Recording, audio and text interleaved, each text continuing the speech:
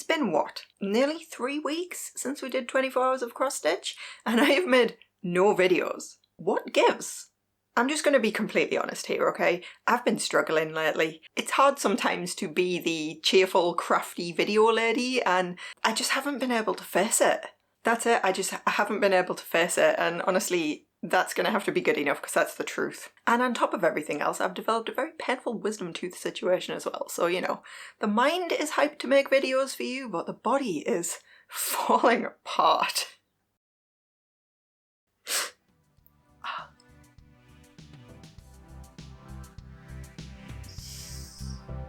However, it's May. The sun is out. Ronnie O'Sullivan did not win the Snooker World Championship.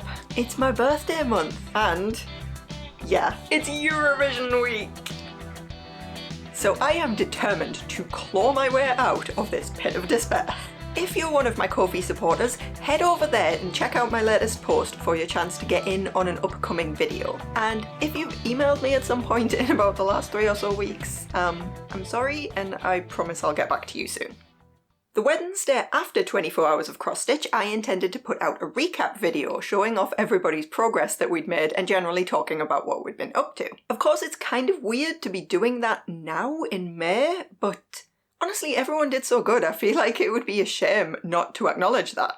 So, let me whisk you away to the distant past of April 19th. We're all very slightly younger, and my tooth hasn't even started to hurt yet. I took the advice of the majority of commenters on the last video, and I worked on Errol the Swamp Dragon. I also moved the frame to get a fresh start on his head, because as we've discussed, getting a good before and after photo is crucially important. 24 whole hours of cross stitch later, ta-da! This is 2,277 stitches, although that's only the full crosses. There are tons of half stitches in here that I couldn't tick off on Pattern Keeper until the other half of them's done. In the last 24 hours marathon, I apparently did 2,286, so this time I probably did quite a few more, I just have no useful way to count all of those halfsies. Bah! Of special note, I did 8 of my hours on the Sunday, and every single moment of that was just spent filling in these giant nostrils. An entire day. Nostrils! This was all done in between video calls and watching streams and doing streams and eating hobnobs and watching everybody else's updates come in.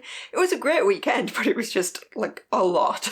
We had people going by the original rules of 24 hours stitching in between Friday and Sunday. We had people who planned to make up their own set of rules or just rebel against the entire concept of rules completely. And then of course we had the people who thought they were going to be in that first group but just quietly changed allegiance halfway through Saturday when they realised how long 24 hours actually is.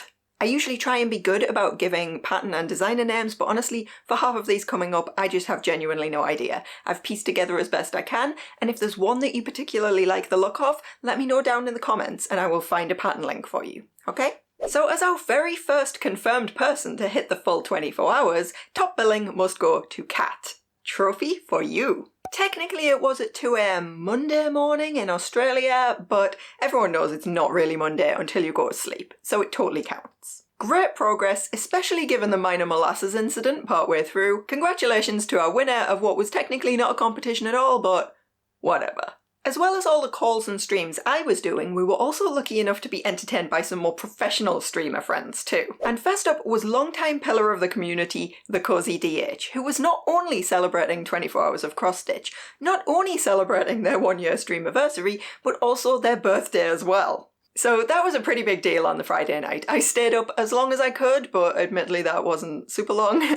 Thank you for inviting us, DH, it was really cool. And while doing all of that, they did also manage to hit the full 24 hours and get in 4 more stitches than me. Are you kidding me?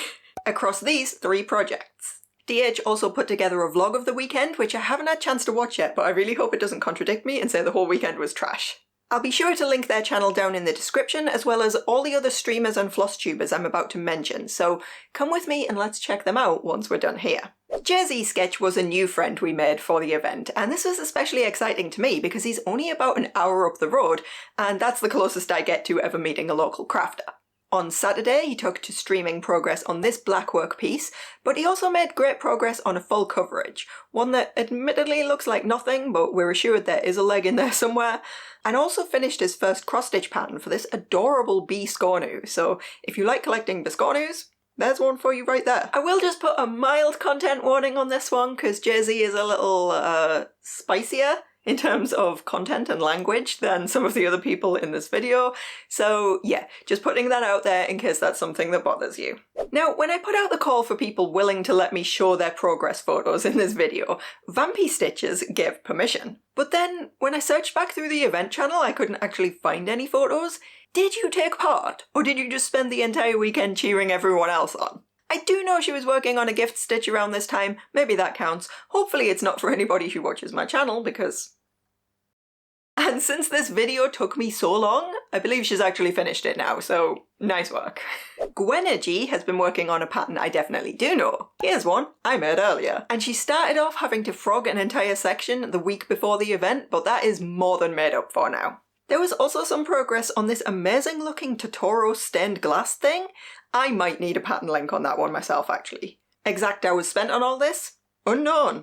Michelle finished this long time UFO, complete with backstitching and French knots, and just the teensiest bit of complaining about backstitching and French knots.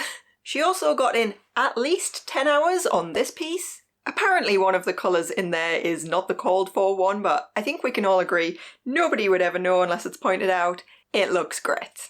Golden Child, aka I'd Rather Be Stitching on Flosstube, aka a third, completely different again username in Twitch chat that I don't remember, got in 14 hours total over the weekend. Enough for 1,143 stitches and some backstitching too. First she finished up the border on this one, got some progress on... Is that a bird? It looks like a bird, but if it's not, I'm really sorry.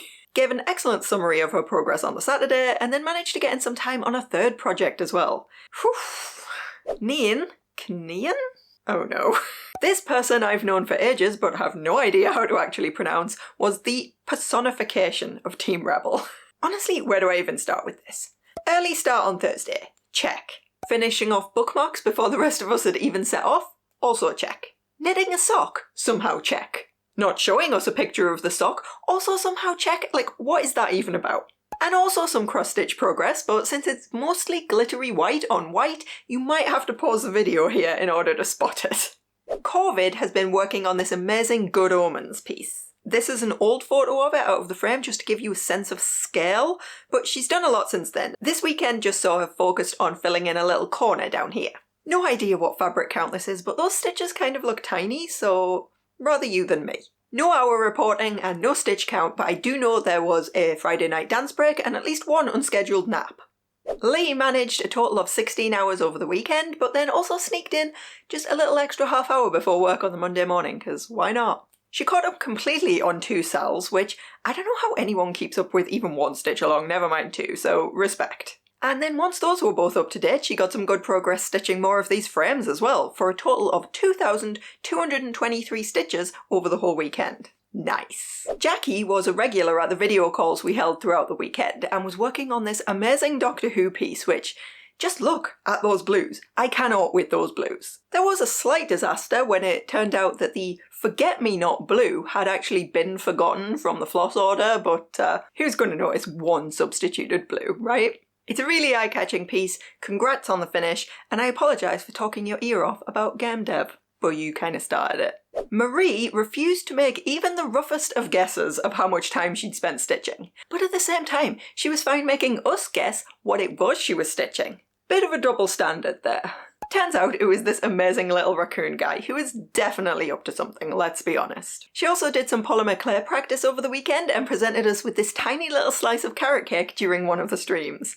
Look at how small it is! It's so cute. Simply Sarah was definitely our fastest stitcher, or at the very least the fastest of our stitchers who reported their stitch counts and times. Slightly smaller trophy for you. In only 16.5 hours, yes that is almost a full 8 hours less than I got in, she got 2,319 stitches, more than my total with all of that extra time. We saw some great progress on this full coverage piece with the antlers fully finished off and an eye appearing, as well as lots of just general face filling in. Honestly, I do not know how you stitch that fast, but I really enjoyed watching it play out, so thank you for joining. Tina's project started out as what I'm going to describe as an unrecognisable blob. No offence. But by the end of the weekend, it turned into one of the most adorable projects, and I think it's fair to say we were all pretty invested in the updates on this one. All I can give you on timings here though is, and I quote, definitely less than 24 hours. Kelsey, aka Stitchandchill on Flosstube, spent 18 hours stitching over the weekend. Mostly on this piece, filling in a ton of sky and especially around the moon in the middle there. I think she'd probably agree that she was in the I thought 24 hours would be easier group, but this is how we learn. She also managed to get in almost 600 stitches on the long-running Schitt's Creek project, and ended up with a total stitch count of 1,999. Are you kidding me? You couldn't do one more stitch? Come on! Kelsey has also made a recap video / vlog about the challenge, so again, link is in the description. Lily M was another one who just threw all of the rules of 24 hours of cross stitch out of the window and treated it like the general craft party that it ultimately was. Just 4 total hours of crafting time were available and she spent them sewing. Specifically sewing a comfy t-shirt for this pyjama set. But it's a t-shirt that looks perfect for stitching in future, so that's gotta count for something. Vidala was already a significant way through this one when we started. On Friday, most of the cross stitches were already completed, and then all that remained was quite a significant amount of decorative backstitching and French knots and things. From starting point to fully finished, 6 hours total. I believe from what everyone was saying that this is a free DMC pattern but with substituted colours, so I will try and find the name of that and put it up here. It turned out really great and it was just brilliant seeing people actually finish things off during the event, so well done. Alright, I believe that's everyone who actually opted into having their photos shown in this video, but I do have a couple more shout-outs to go. Moonfizz did her first ever craft stream on Twitch on what was for me the Saturday night, and invited us all to join. Unfortunately, it was a bit too late for me in my time zone and I need my sleep, but I hear it went really well, so thank you for that, Moon. And then we have TN Tori, who kindly relieved me of hosting duties on the Saturday afternoon and streamed for us a while, but then has also apparently put out her own recap video without telling us. Tori, how am I supposed to shill your stuff if you don't show it to us? Honestly, there were so many other great projects over the weekend, and just so many old friends and new friends and experienced Stitcher friends and newbie Stitcher friends, and everyone was incredibly supportive of everyone else no matter how much or little they got done. It was honestly lovely. And of course, none of this would have happened without the ongoing support of my members and donators over on Ko-fi. You are all amazing. Especially the Stitch Squad, some of whom I got to know a lot better through this.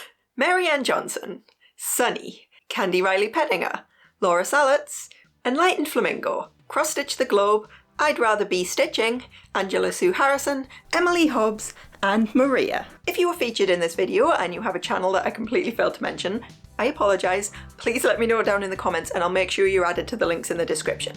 Just do not post the actual link in a comment, it'll get auto-filtered and there's nothing I can do about it. Thank you so much to everyone who took part in this event, even though I'm saying it 3 weeks late. Okay, I'll be back soon for crafty birthday celebrations, but in the meantime, have a brilliant rest of your day and keep making cool stuff. Bye!